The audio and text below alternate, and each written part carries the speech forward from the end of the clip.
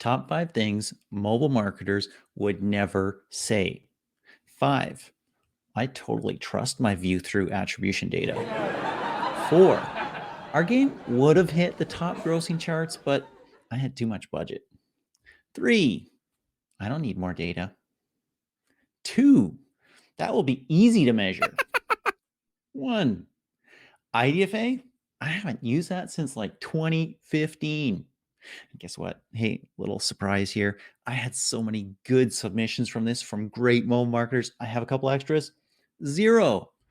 Incrementality is like totally awesome.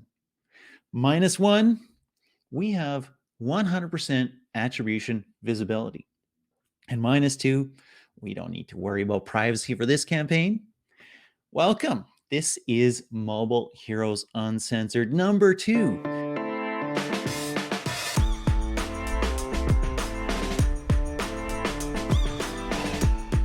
Lift off, watch the first show, and actually let us do a second big mistake. Maybe they didn't even watch it. Who knows? My name is John Koetsier. My co-host is Peggy and Salz, and today we are chatting with experts from Wooga and Playstudios about creative. We're also going to test their analytical skills live and mess with them a little. Well, okay, a lot. Our major focus, creative in the era of no IDFA. But first, our horrible, no good, bad joke of the day. Peggy, what did the guy who got arrested for illegally downloading all of Wikipedia say? I would say, "Oh, shit," because I've done things like that. I've downloaded mega files, everything crashes, everything burns, but there's gonna be a better answer, I'm sure. What is it, John? Yeah, of course there is. He said, I can explain everything. Oh, no. He's got Wikipedia. He can explain everything. Unforgivable. So, talking about explaining everything, apparently we have some mobile news to talk about. What's new in mobile marketing? Absolutely, and I think the big one, the one we're all hoping, waiting for, Apple might be delaying the rollout of iOS 14.5. And every mobile marketer says, yes, please, that'd be wonderful. It was supposed to be, I mean, not that this was official or released, it was supposed to be March Mhm. 23 or somewhere around there. It might be later now, maybe even as much as a month, because guess what? The ecosystem's not ready, especially supply. Supply publisher apps are only about 20%, maybe 25% of publisher inventory. Ad inventory is ready for SK Ad Network. So that's a challenge. Yeah, they shoot themselves in the foot. Speaking of which, Apple might be in trouble in France because there's a startup lobby there that's asking France's data protection agency to look into something IDFA related. Absolutely. IDFA has got issues all over the place, even China, which we're not going to talk about today. But the problem is here that Apple has two attribution methodologies, right? There's SK Ad Network for everyone else, and Apple Ads attribution for App Store ads and other owned platforms that Apple has. So the question is this somewhat unfair, right? Owned is first party data. So it is different, but mobile marketers do have some questions. Absolutely, as they should. And something that, well, it could be a question mark about the future of how things are lining up here because we've got Match, right? A dating app integrating with a background check platform. That is super smart. I mean, I saw a joke Mhm. recently that, a man's idea of a bad date is, it was boring, didn't go anywhere, wasn't any fun or anything like that. And a woman's idea of a bad date is she got stabbed, right? Or something like that. So Yeah, it is seriously. important for safety that people have some clue who they're going to meet. And guess what? Not everybody's on LinkedIn. And you Yeah. can't see everybody's Facebook profile. So I think that's a great idea. I think it's a great idea too. Literally, they have your back, and literally, then you feel that you have like the whole 360 experience to hear, I'm going to date a great guy, and I'm going to survive it, right? So we're good. Survive it on all levels. Survival is good. Wonderful. So, Peggy, who are we chatting with today? Well, we've got a great lineup. We've got Jason Conger, head of UA at Wooga. I Jason, believe his claim to fame is that he built a craft brewery. Is that correct? This is true. Yeah, once upon a time, I used to be an owner of a craft brewery in Colorado. Wow. There you go. Craft to craft, doing creatives. We have Claire Rozain, UA manager, product madness. And I saw that she spent a year studying on the Canadian prairie. Yeah, I love it in Lethbridge, so happy to be here. Wonderful. Right next door to you, John. Nearly. Melanie Zimmermann, head of marketing at Wooga. Very cool background. Former head of design at Disney Interactive. Pretty cool. Pretty cool. And Assaf Shalev, head of creative marketing at Playstudios. And I think he says something about, your product is like going on a date with somebody you have a really big crush on, and you ask and you look at the creative and say, would it date me or would I date it? So we'll learn more about that, won't we? That sentence is going to haunt me forever. Yes, it will. And we'll make a call on that, ladies. The ladies here will make a call on that later. So absolutely.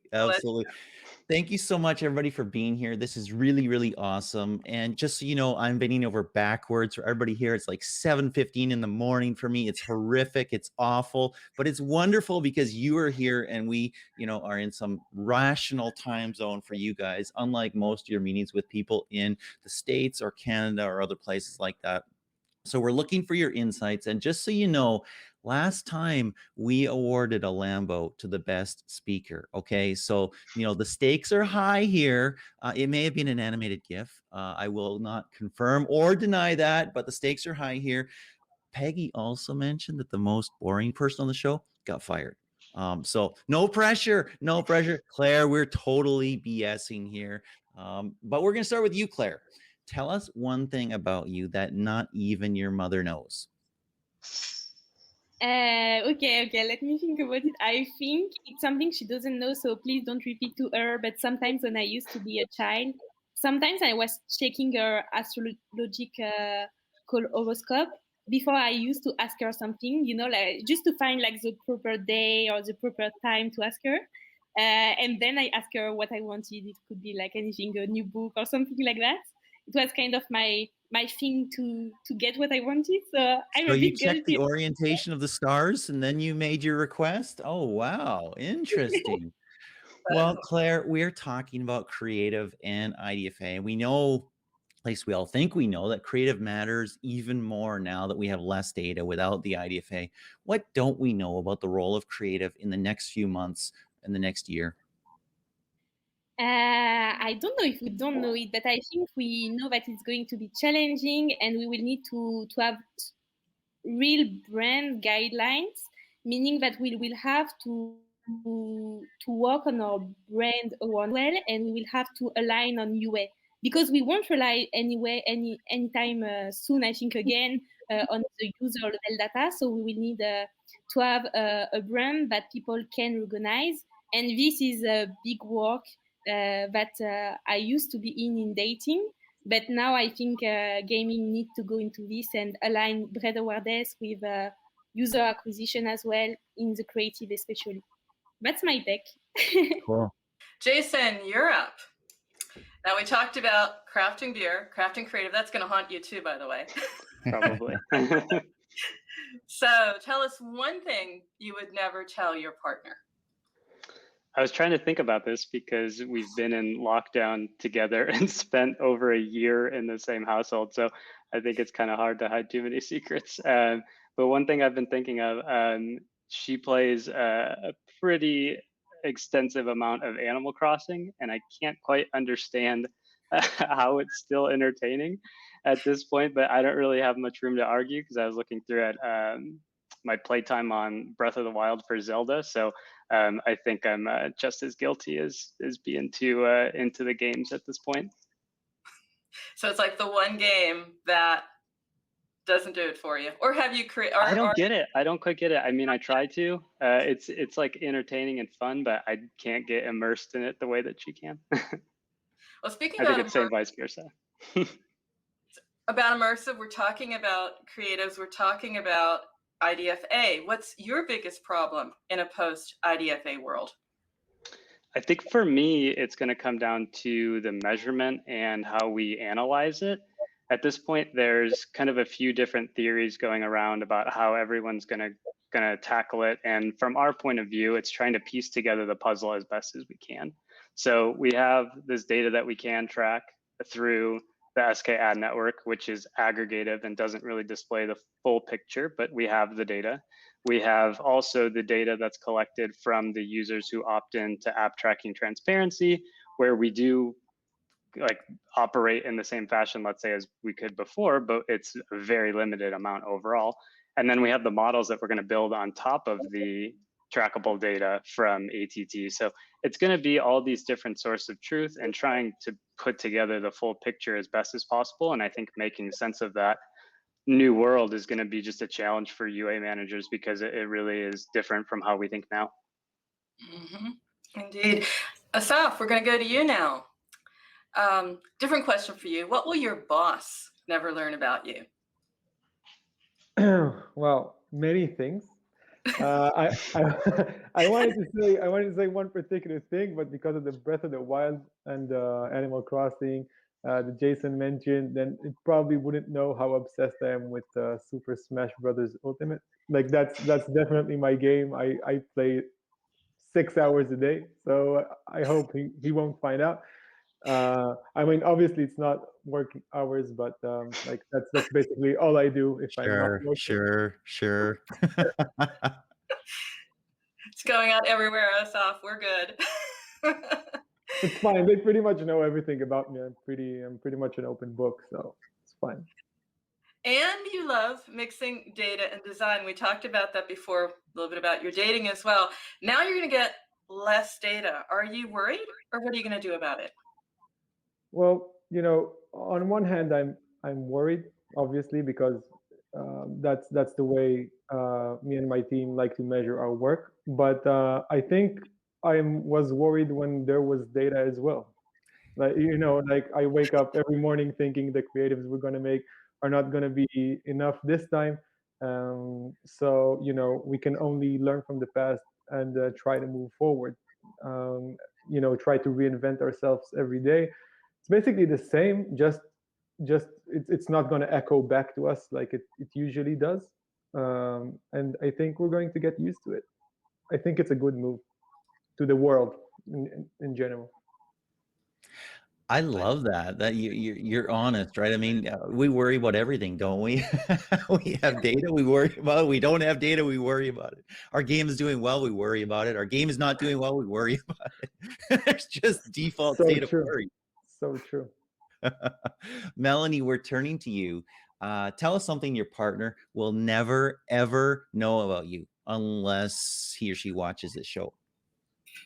My partner will never know that I know everything about them. Oh, you hired a private eye or something, huh? All those spying devices around the house. No, I'm not like that at all, actually. I'm not particularly jealous or controlling or anything, but I guess, we've been together for more than 10 years, so you just many things about each other, and I wouldn't really think there are any weird secrets coming out at any point. Okay, very good. Never say never, right? Absolutely. Okay, now you're a storyteller. Do you even care about losing the IDFA? Does it matter to you at all? Oh, of course I do. So storytelling marketing is always very intentional, at least when it comes to, at a minimum, when it comes to goals and KPIs, obviously. And for certain channels, we now basically lose the ability to tell different aspects of a story to different audiences and to grab their attention and make them be interested in our products. So that isn't great at all, obviously. So yeah, challenges. However, if you have a good story to tell and a good product to offer, you should still be able to succeed. I really believe in that. It's just more important than ever to work on your brand and to make sure to communicate it in a very powerful way and being aligned across all channels and on all consumer touchpoints, really. So this is an interesting one because I have a podcast about this coming up, actually. Wonderful. And when I say brand, I don't mean just the visual identity. Well, just is a bad little word in there because that's a huge thing in itself. But I mean the whole work behind who you are as a business and why you matter and why people want to interact with you, really. So it becomes really even more than before about the big picture and less kind of less about the incremental optimization. It's actually kind of like how we did creative development 15 years ago, right? So we're moving backwards. I've heard that a lot from mobile marketers in the last few months. Very, very interesting. Cool. Well, it is great to get to know all of you, and it is great to hear some things that others will never know about you unless they watch this show or listen to the podcast. That's wonderful. And good to get some of your insights. That's awesome. But you know what? All work and no play is not good for anybody, and that also makes mobile marketers kind of boring. So we're going to take time for a couple games, and then we'll get back into the hard work. So the first game we're going to play, we call it Ad Win of the Week. And we're going to show you two ads for the same app. One killed, the other just died, and you need to tell us which is which. Melanie and Claire, you are up for this first one. This is the first ad. This is for Hey Hey, which is a social video calling app. It may be a fake name, we're just using that right now, but it is based on a real ad. So Melanie, the question for you is this the ad that worked best, or is this the ad that worked best? And so in the first one, you saw, hey, basically a picture of it. Here you're seeing a map and it pops up. So Melanie, what is your pick? Which ad was the best? Oh, can I know anything about the target audience? No. Because that would make a huge difference, I think. I would, yeah.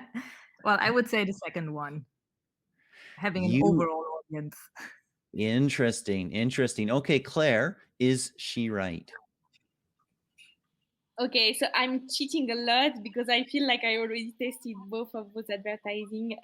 But in my sense, the first one would perform more in user acquisition. But maybe I'm wrong because each audience is different. But when I remember the result I had, I'm curious to see what you're going to say, John. Yeah, maybe I'm right, maybe I'm wrong. Guess what? That's why we do the test. Well, we have the answer here. And Melanie, you are right. And Claire, sorry, you were wrong. The second one had an 84% uplift. Why that happened, I have no idea. This is the first one, looks pretty cool. This is the second one, dropping pins on the map and 84% performance uplift. This goes to show, hey, you never know which one will really work. Jason and Assaf, you guys are on the next one. And this is an app, and here's the ad. It's a tiny little thing. It's just for a learn to play the piano type of game. Here's version 1, which is very simple, kind of little banner thing. And here's version 2, which adds a little bit of animation. So Jason, which ad wins? 1 or 2? Tough call. I mean, the first one's so static and boring. The second one at least catches my eye a little bit, and maybe the swipe up helps me to see that I want to install. Yeah, I guess I'll go with the second with a little bit of movement. I could see how the first one could win, but let's try that. Assaf, is he right? Well, I hate these little 50 pixel tall banners. Like, I always know that what I think that he's right, but I know that everything I think about these tiny banners is wrong. So I'd say the first one, the static one, is probably the best one. Jason, which one? Are you changing your mind? Are you sticking with your guns? Which one wins? I'll just stick with my gut. And okay. Yeah. Excellent. Second one won 1,053% performance uplift. So this is the first one, fairly static. Click to install. Second one has a little bit of motion. 1,053% performance uplift. Amazing. Absolutely incredible. Cool. Now we are going, hey, guess what, Peggy? You're not off the hook. You didn't know this, but I'm doing it anyways, and you've got to answer here. This is a credit checker app, and here is the first ad, and you're building your credit score as you go up, and there's a little install button. Here's the second one, and you're also building your credit score, but there's the install button down at the bottom. Peggy, which one wins? Your job is on the line if you don't get this right. I have to see it again, John. Sorry. Just the install button was too subtle for me. There we go. That's it. A, Okay. B, A, B, A, I B. get it. Which one wins? I'm thinking install is where you would expect it to be at the top. The call to action at the bottom is a little bit an afterthought. So I'll go with A. Okay. Now, panel, is Peggy right? Does she keep her job? Claire, is Peggy right? Yeah, because like what you show, right, is like all the best practice are working well. So I think it's working well with a big CTA.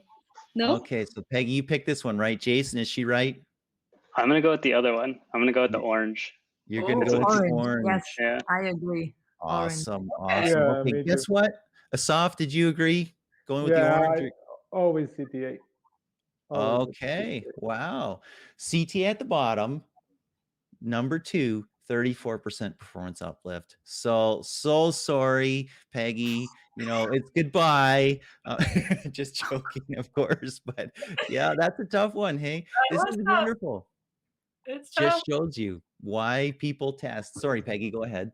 I said, no, it really is tough. And you can see just this minute changes. When they say test, keep testing, they're not kidding. Every single element.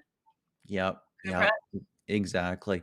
Cool. So this is our second game now, and then we'll get back to work because it's very serious business and we're doing serious things and we don't play mobile games. We work hard, right? Yeah, exactly.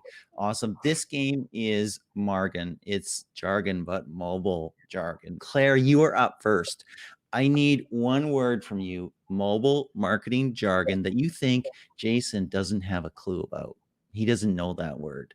One piece of mobile marketing jargon, just some odd, weird word that we know the industry's full of that Jason doesn't know. Give me one word. Okay, so I think it's Ellinger metric that I found. It's a little unfair because you have a Do you heavy guys know French what it is? accent, and I didn't even hear Yes, what that is. I didn't pick this up. No, I can type it. It's called Ellinger metric. Did you catch that, Jason? I did not catch that. Are you cheating, Yeah, Jason? Or you just don't know it? That you actually did catch it, but you don't have a clue? I heard It could be metric. that. Peggy, say it again. I heard the word metric. It's Hellinger metric or Hellinger metric. Peggy rocks. Awesome. Jason, what is a Hellinger metric? Hellinger. I don't know. Seriously? That You one's call gonna go yourself a over my mobile head. marketer. I've never heard it either. Claire, what is it? Did you just invent it right now? Come on, tell the truth. Yeah, invited. No, I'm kidding. No, it's something I found when I work with a data scientist on some probabilistic events. So it's actually matching two probabilities. I think a data scientist will explain it way better than me and even more in English, but that's what it is. And maybe it's going to be something huge with iOS 14, who knows? Or maybe it'll totally fall into the dustbin of history. Nobody knows, but Jason votes for the latter, and so do I. I've never heard of that before. Jason, 10 points for you. Assaf, you are up. Give me one word, mobile marketing jargon, that you think Melanie doesn't have a clue about, never heard, never occurred to her, never came up in her existence. Assaf, you're on. Wow, that's a difficult one for me because we speak Hebrew, right? So I have many of them. But it has to be in English, though. I know. So in English, my vocabulary is much more limited. Give me a second. Wow, before I used to work in the mobile marketing business. I worked like on a B2B kind of marketing, and they kept saying smarketing all the time. So do you know what's smarketing? Melanie, what is smarketing? I know that I read about it, but I don't remember what it was. Everybody else because can get I the guess? remember that I read about jargons and it was on the list. Really? Yeah. Wow. Is it smart marketing? I mean, is That's that what I was going to go with. Is this just a play on words here? It's actually what I thought it was, but it's not. It's about aligning sales and marketing, so making sure that things are coherent, like working. It's the same sales and marketing. Okay. You know, that's a B2B thing. It's not even a mobile marketing thing. Wow. No Lambo for you. Unbelievable. we want the Hebrew one. Would that be better? Okay, give us the Maybe, Hebrew yeah. one. I'm not even going to do that. Okay, no worries. No worries. Okay, cool. Enough fun and games. A few more questions here. Anyone can answer. Peggy, you are up. Okay, anyone out there ready? Talking about IDFA. Will you make more creatives now that IDFA is gone, or fewer?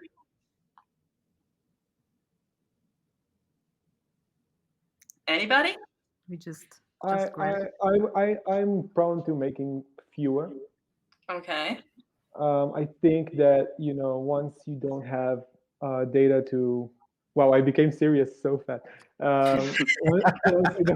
Once you don't have data to measure yourself against, or like KPIs, that it's harder to understand what works best or worst. So if we're gonna have the same amount of ads that we used to, which is a lot, it will be harder for us to understand what we're doing right or wrong. So I think that just by understanding if marketing goes well or not, if we have less ads out there, we would be more able to understand, if we're in the right direction or not, and just not get lost in everything. Assaf, that makes a ton of sense because you've also got fewer campaign slots in SK Ad Network, correct? So, I mean, if you're going to use those to track creative, it's a very limited set, especially if you mix and match creative a lot. That's why you get basically 9 buckets with Facebook, because they're using the other buckets to do all kinds of tests and get data that you'll never see. Okay, another question to throw out there for the panel. Will you ask your app users for the IDFA? And if so, what percentage do you think will say yes? So from our side, I can say that we will ask users for the IDFA. It's already cheating though for the percentage, because we've already tested it and we have the idea of what it's going to be. So there's no real secret there for us anymore. But what Tell is us that? the number. Tell us the number. I'll let everyone else guess. We'll keep it. Oh, you got to spend your own money to do your own It's test. it's somewhere Wow. between, let's say it's somewhere between 0 and 100. It gives you a good framework. That does. I win. I know the answer. But I won't tell you. Wow, no Lambo for you guys either. Claire is suddenly in the front running to get the Lambo. It's amazing. I will say that I did some research and I found that 38.5% of people said that they would in our survey. Now, what people do in reality and what people do in a survey are very different. However, the more they know your brand, the more they trust your brand, and the more you tell them why you want that data and how you'll use it, which of course you have like 7 words to do, the greater the chances that they will actually give permission. Claire, what is your answer to that question?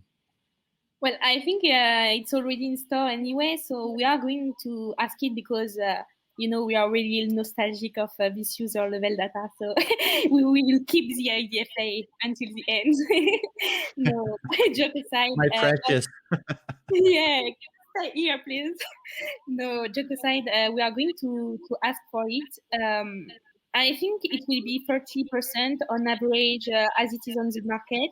But it will change depending on the user you get. Is it a new user or an existing user?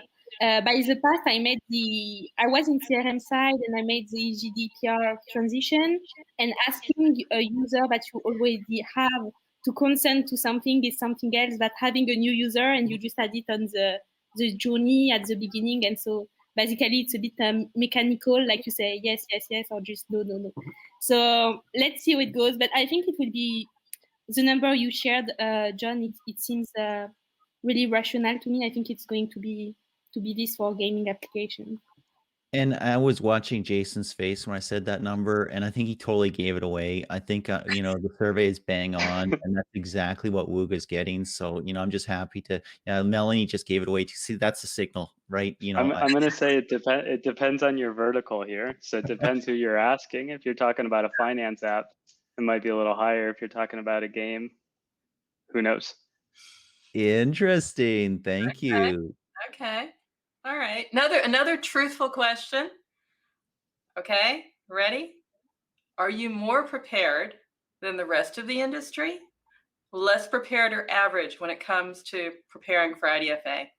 Let's have some honesty. Jump in there, everyone. Come on. I think we're pretty prepared as we can be, actually. Okay. What I can maybe say is that, you know, at Wooga, we've always been caring about building strong brands and also designing creatives accordingly. So that's definitely helpful at this point. Sounds like an average to me. That's good. Assaf, you're smiling. I want to say more prepared than anyone else.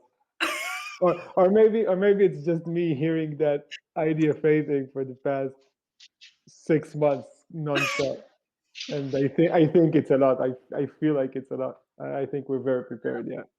Wonderful. It's pretty cool, actually, because I don't know if you've seen the rumors, but there's a rumor out right now that Apple will delay full implementation. You know, the previous rumor was around March 22nd, 23rd, 24th, and now there's a rumor that the Apple will delay full implementation just because the supply side is not ready, right? I mean, you got 20% to maybe 40% max of inventory that is SKI network compatible right now. So yeah, supply side is being a little slow here. Now we're going to shift gears a little bit, especially with SKI network in iOS 14. But before that as well, Facebook and Google want you to give them elements of creative that they'll mix and match and find the right elements that work or don't work. Do you like this? Do you hate it? Why? I'm going to kick it off with Melanie. I'm going to throw it right at you. I hate this, but I may learn to like it, you know, depending on what comes out of it. I can't imagine this to become our main thing because, I mean, you just have less control on creatives and storytelling. So, but yeah, it may bring some good results. Sometimes we get surprised by things. Exactly. Yeah. Jason, do you like it? I think as a UA manager, I like it because it's a little bit easier for me, right? I don't have to optimize so much because I'm letting the machine do it. But then if something goes wrong, I have to explain myself. And it's like, well, the algorithm took over and that's what ran. So it's challenging because you don't necessarily get to choose what's running. Like, yeah, it's hard.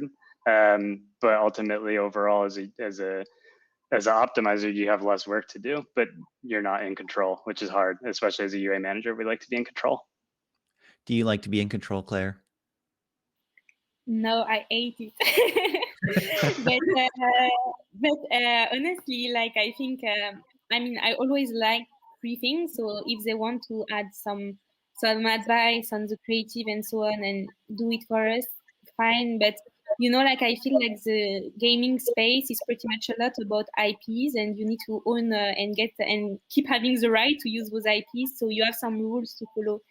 So I'm really looking forward to see, like, if there is a mistake or a company that lose the right of an IP, what is going to happen with those algorithms. Yeah, I love to have help. To be honest, I love when people, they want to give their take on things, and I think who can advise more than Facebook on creative as well. Because it's their platform, their UI, and so on, but it's also our product, and we know the best our product, so we need to have a kind of a collaboration of both sides. I think it's important in order to secure the right of our games and the IPs that we have, because we pay for it, we pay really expensive, so we want to keep it. Cool. Good reason. Last question. Got to go to the bottom line. Your CPAs, right? Will they go up or down post-IDFA? Down. Down. Okay. Straight to the heart. Our tests have been lower. I don't know if that will change later on, but initial tests have been lower, which is a good sign. But it makes sense a bit because you've got broad audiences to work with, so you're not as targeted in who you can actually acquire. But overall, when the market gets competitive and the algorithms get hopefully a bit smarter as well, we'll see if that kind of adjusts over time. Yeah, I bet it's going to be an opposite trend. Like, I think that just because it's the beginning, we will see lower. But as time, it will just balance itself out, and it will just become the same eventually. It will even itself out. I think it will actually shift and then in the longer term stay the same or become the same again. Yeah, it will become the same, but in the beginning, I bet it's going to be much lower until it will start lower, so we spend more, and then Yeah, to be honest, my answer was more on our product at Product Madness. It's more product related. I think our CPI is going to be down because I'm at Product Madness for almost 2 years now, and the product evolved a lot. So I think we made a lot of development in game, not related to IDFA at all, but are making our product stronger. But it's not especially related to the IDFA. But I bet we will have a lower CPA because of all the product development that has been made on the game. So it's really exciting, to be honest.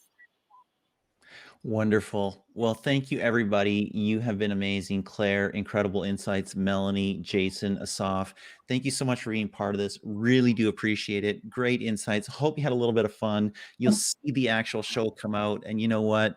You will look like rock stars. Peggy and I look like chumps, but it's all good. Thank you so much for being part of it.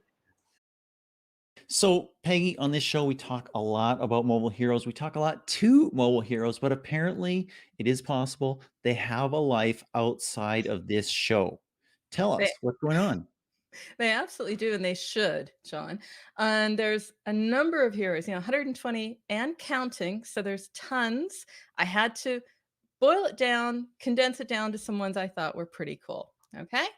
So we know we have movers and shakers among our heroes. That's what they are. That's in their DNA. And we have both because we have Hannah Al-Jufri. She is formerly marketing director at Fishbrain. And hey, moving onward, literally to a new role, marketing director at payment services company Billhop. Wow. Perfect. And a little closer to the money, Amos Adler, director of UA at social casino gaming company SciPlay. Here you can see noticeably chilled. There's a reason. The smile of a man who knows how to enjoy the good life and the good news, because there is good news. SciPlay has reported record financial results for 2020, including 25% increase in revenue compared to the previous year. Well done. All those people in lockdown had to do something. There you go. And that's what they did. And they also did this. They were expressing themselves, it seems. I mean, if it's any lesson, you and I, we're playing with our tools. We're getting into things. Other people are too. That's why Canva has had an amazing year. And that's why our hero, Kuala Lumpur, Senior Growth Manager at Canva, has a reason to celebrate. In particular, Canva recently expanded with 2 acquisitions. It wants to be our visual communications platform for the world, doing really well if you consider that the company now has a valuation of a cool, ready, $6 billion. Wow. Doing well. Impressive. Doing well. Yeah, that's why he's got reason to be chilled. Moving on, we have Julia Porter, VP of Marketing at Teltech. She's literally in the news, John, because TechCrunch covered this company and they quoted her. So she's quoted in the article. And what's the news? Well, the company acquired an encrypted messaging app called Confide. And one more reason to be in the news, the company picked up an award. The RoboKiller app won the 2020 Media Excellence Award for the best mobile product. Well, her journey to success must have started right here on Mobile Heroes. I mean, it just must have, right? It did indeed. It did indeed. And she was a great interview and a great hero and continues to be. So we're following her. And finally, always have to end on something a little bit lighter, but this is pretty cool, right? The NFL is looking to expand into mobile, which it should, John. They all have to, great to be in the physical world, got to be in the mobile world, right? And they're doing it by teaming up with Skills. So one outcome of the partnership is a global game challenge called Game Jam, right? So pretty cool. Developers and studios are going to have to create an NFL-themed game using the Skills platform, and successful games will get joint marketing support from the NFL and from Skills. And we can't say it, but I have no doubt that they will also benefit from the talent and efforts of the all-star growth marketer, Justin Sampson, the one and only, also over at Skills. And if you're interested, I don't know if you would do it, Sean, but Game Jam is set for Q2. So watch this space. That is so, so, so huge, because if you get with the NFL, nobody markets like the NFL. I mean, if you can be one of those games that they think, hey, this is super cool, we're doing this, that is going to be a massive growth generator. And you, as an NFL fan, saying that, you're actually hockey. We know that. I love NFL too. I watch that. Okay, all right, Yeah. that's cool. Well, I have to, because I'm from Pittsburgh, so it's all Steelers here, right? And I do purposely say Stillers to my friends. Really? Absolutely, you got to learn it. Pittsburghese, John. So Wow. there we have it, hot heroes news. And remember, John, you heard it here first. I certainly did. Thank you so much, Peggy. This has been Mobile Heroes Uncensored. Peggy rocked, I tanked, but hey, our mobile heroes did great. And this was our second show. You know what? Not all our shows are going to be about IDFA and iOS 14. I'm sure we'll have something else to talk about in 2031 or something like that. Thanks for watching. See you next time.